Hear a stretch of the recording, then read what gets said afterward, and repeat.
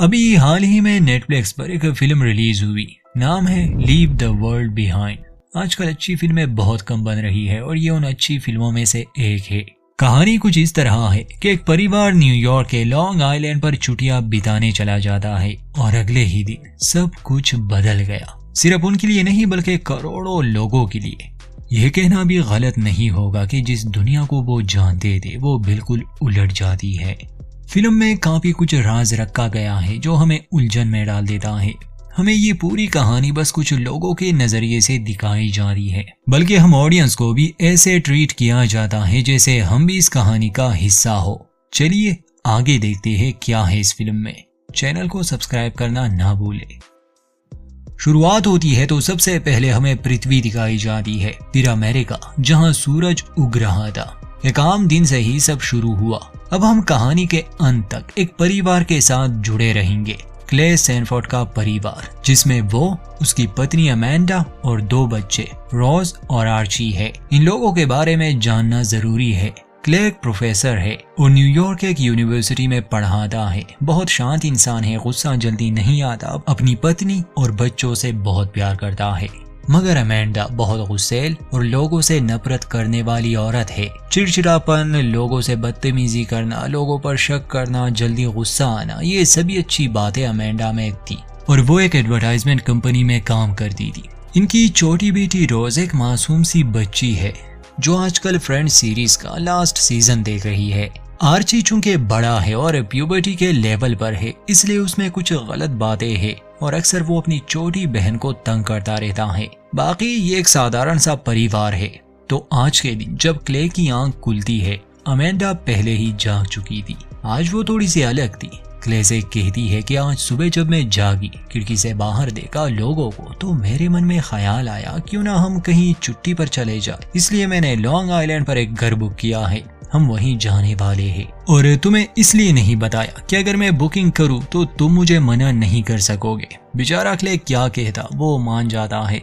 Amanda बच्चों को तैयार करती है और अगले सीन में हम इस परिवार को अपनी गाड़ी में देखते हैं जो लॉन्ग आइलैंड की तरफ जा रहे थे। ये सभी काफी खुश थे। कुछ घंटे बाद ये उस घर में पहुंच जाते हैं जो अमेंडा ने ऑनलाइन बुक किया था। घर काफी शानदार था, इन्हें पसंद आता है। वहाँ एक पूल भी था, इसलिए बच्चे तो सीधा पूल में ही चले जाते हैं। क्ले गाड़ी से सामान ले आता है और अमेंडा कहती है कि मुझे मार्केट जाना है ताकि खाने पीने का सामान ले आऊं। अमेंडा खुशी खुशी मार्केट जाती है, अपनी जरूरत का सारा सामान ले आती है। पार्किंग लॉट में जब वो अपनी गाड़ी में सामान रख रही थी तो वो एक आदमी को देखती है जिसने बहुत सारा पानी और खाने का सामान खरीदा था। ये बहुत ज्यादा था किसी एक परिवार के लिए, मानो जैसे दुनिया का अंत होने वाला हो और वो इसके लिए खुद को तैयार कर रहा है। खैर अमेंडा को भी थोड़ा अजीब लगता है और हमें भी, मगर वो उससे बात नहीं करती और वापस घर आती है। क्ले स्मोकिंग करता था मगर अमेंडा जैसी पत्नी के डर से बेचारे ने स्मोकिंग ही छोड़ दी थी। अब ये छुट्टियां थी तो अमेंडा खुद ही उसे सिगरेट का एक पैकेट देती है कि तुम यहाँ स्मोक कर सकते हो मगर बच्चों के सामने नहीं। दोनों एक दूसरे के साथ अच्छा समय बिताते हैं और फिर तैयारी करने के बाद ये लोग बीच पर चले गए। ये वहाँ शांति के साथ अपना समय बिताते हैं, मगर जब बीच पर ये आए इन्होंने समुद्र में एक जहाज देखा। इन्हें लगा ये अपना रास्ता बदल लेगा। क्ले का कहना था कि मैंने सुना है यहाँ काफी बंदरगाह है। 1-2 घंटे बाद भी वो शिप वहाँ थी, बल्कि वो नजदीक आ चुकी थी। छोटी रोज तो बस उसे देखे जा रही थी, उसे कुछ ठीक नहीं लग रहा था। और फिर कुछ देर बाद वो कार्गो शिप इतनी नजदीक आ जाती है कि अमेंडा क्ले को जगाती है, कहती है कि कुछ गड़बड़ है। वो शिप रुकने का नाम ही नहीं ले रही थी। क्ले सबको वहां से भागने के लिए कहता है।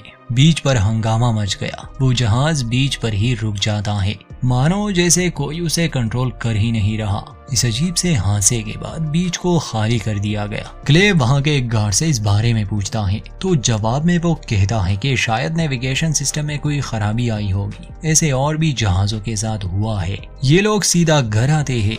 आते ही इन्हें पता चला कि इंटरनेट भी काम नहीं कर रहा। क्ले ने टीवी भी चेक किया, उस पर भी कोई चैनल नहीं आ रहा था। ये ऑनलाइन अपने लिए खाना नहीं मंगवा सकते थे, इसलिए शाम को बर्गर पर ही गुजारा कर लेते हैं। रात को जब बच्चे सो गए, अमेंडा और क्ले नीचे ड्रिंक कर रहे थे। दरवाजे पर दस्तक होती है।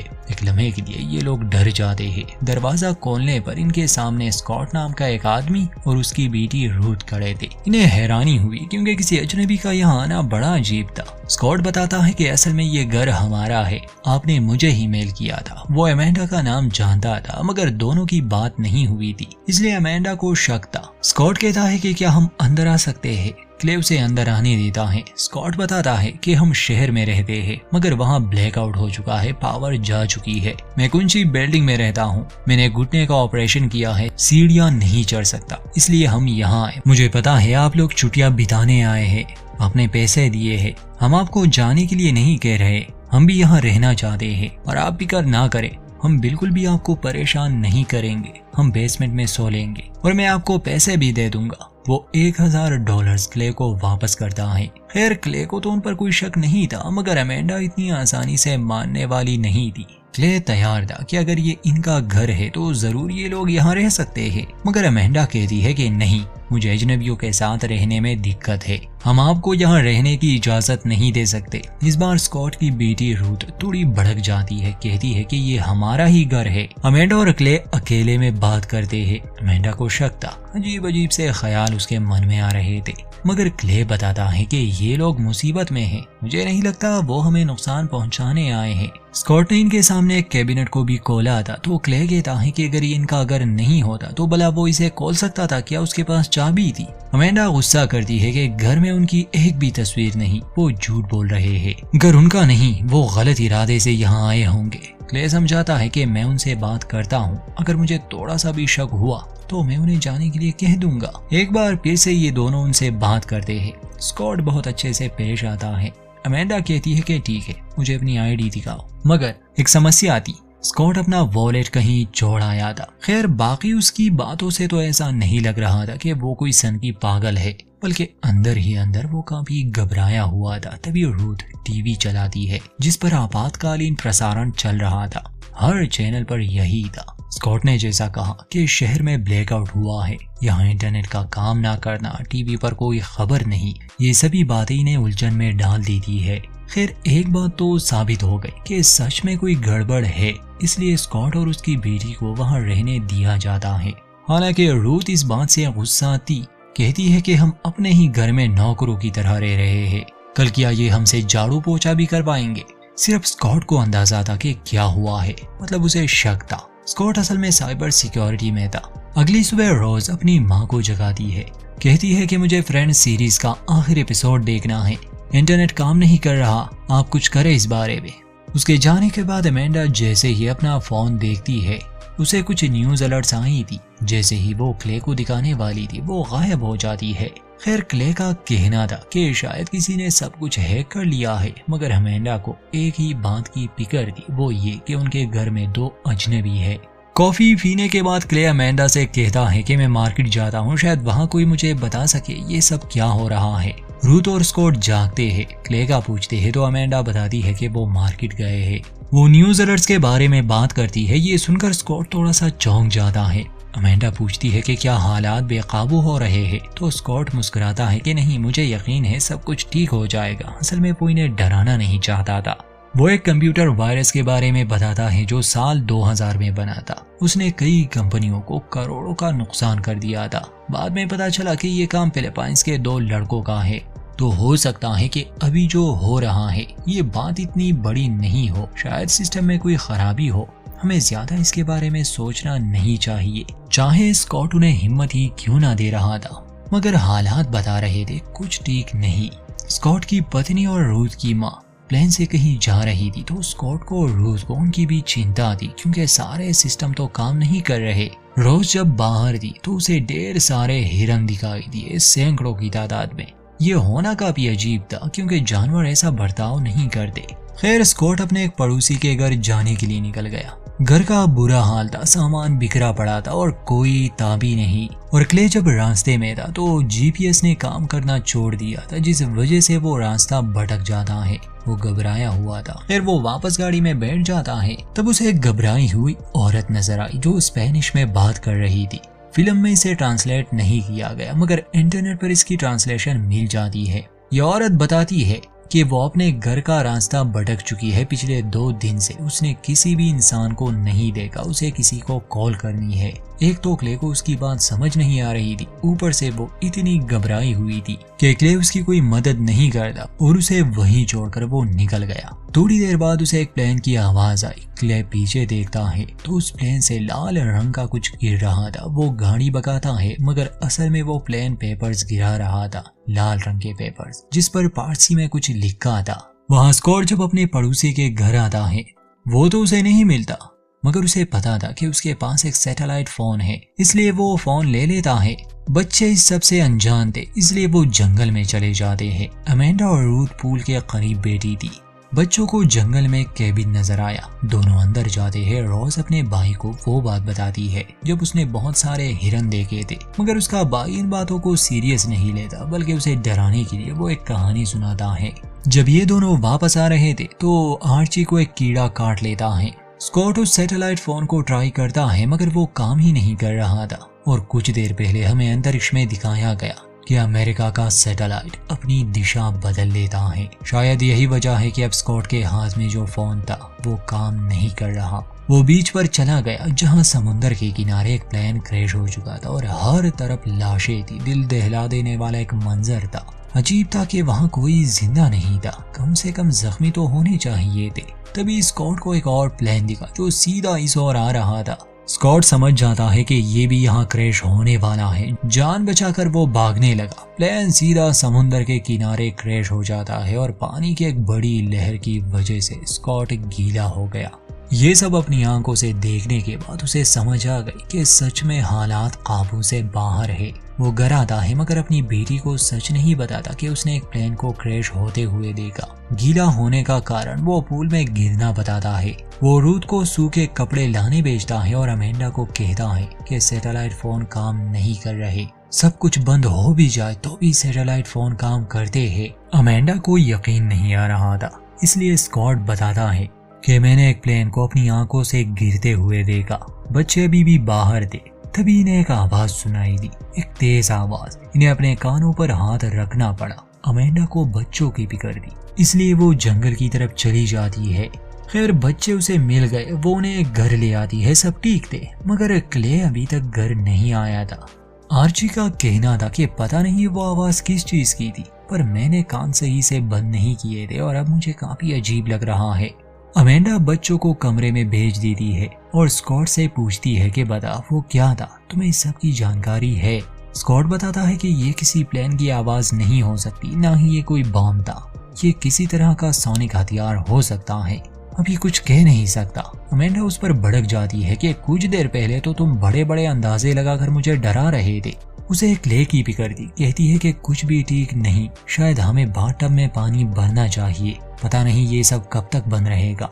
ये बात स्कॉट अपनी बेटी से छुपाना चाहता था, मगर अब वो जान गई। इस बात से वो काफी दुखी हो गई। तब अमेंडा बताती है कि 2 दिन पहले मैंने एक आदमी को मार्केट में देखा था। वो जानता था कि ये सब होने वाला है। उसने ढेर सारा पानी और खाने का सामान लिया था। स्कॉट बताता है कि वो डेनी है, वही कॉन्ट्रैक्टर जिसने मेरे इस घर को डिजाइन किया है। वो हमेशा इन हालातों के लिए तैयार रहता है और शायद उसे इस सब का अंदाजा हो चुका था। इतने में क्ले भी लौट आया जो काफी डरा हुआ था। वो बताता है कि मैंने रास्ते में एक प्लेन को देखा जो ये पेपर्स फेंक रहा था। आर्ची ने चूंकि किसी वीडियो गेम में एक वर्ड को देखा था, तो वो कहता है कि इस पेपर पर लिखा है अमेरिका की मौत। बाकी क्या लिखा है ये नहीं समझ आया, मगर इसमें कोई शक नहीं कि अमेरिका पर हमला हो चुका है।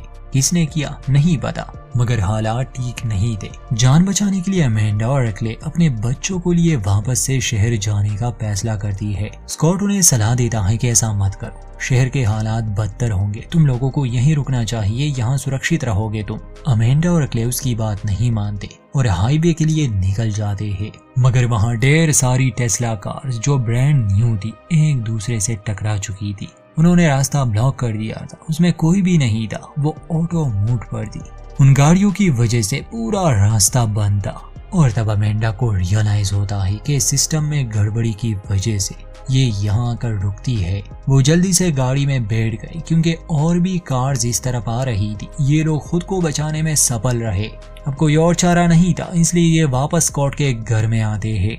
सभी लोग काफी परेशान थे। अमेंडा के कहने पर क्ले बाथटब में पानी भरने लगा। रूथ उसके पास आती है और पूछती है कि क्या आप मेरे साथ स्मोक करेंगे। दोनों ही टेंशन में थे, इसलिए वो उसके साथ स्मोक करने लगा। बच्चे अपने कमरे में थे। अमेंडा और स्कॉट के बीच बातें होती है जिसमें स्कॉट बताता है कि वो अपने क्लाइंट से मिला था जो बहुत बड़े प्रोजेक्ट्स पर काम करता है, इतने बड़े कि वो पेंटागन के खुफिया प्रोजेक्ट्स होते हैं। कुछ दिन पहले मैंने उसकी एक बहुत बड़ी अमाउंट ट्रांसफर की थी। बड़े लोगों को ऐसे खतरे की खबर पहले ही मिल जाती है। वो जानता था इस बारे में। उसने बस इतना कहा मुझे कि अपना ख्याल रखना। अब मुझे उसकी बातें समझ आने लगी। उसे मेरे लिए बुरा लग रहा था। इसके अलावा भी दोनों की कुछ बातें होती है। फिर गम बुलाने के लिए ये म्यूजिक लगाते हैं और डांस करते हैं। घर के लॉन में रूथ और क्ले बेटे इस हालात को लेकर बात कर रहे थे। क्ले बताता है कि एक बात हमने तुम लोगों से छुपाई थी, वो ये कि जब हम बीच पर गए थे वहाँ एक समुद्री जहाज आकर रुक गया। वो बेकाबू हो चुका था। इतने में इन्हें एक आवाज सुनाई दी। ये पूल में जाते हैं तो वहाँ ढेर सारे फ्लेमेंगोज आए थे। एक और अजीब सी घटना, वहाँ घर में अमेंडा स्कॉट को गले से लगाती है और हौसला देती है कि तुम जल्द ही अपनी पत्नी से मिलोगे। और थोड़ी ही देर में फिर से वो आवाज, जिससे ये सभी सर पकड़कर बैठ जाते हैं।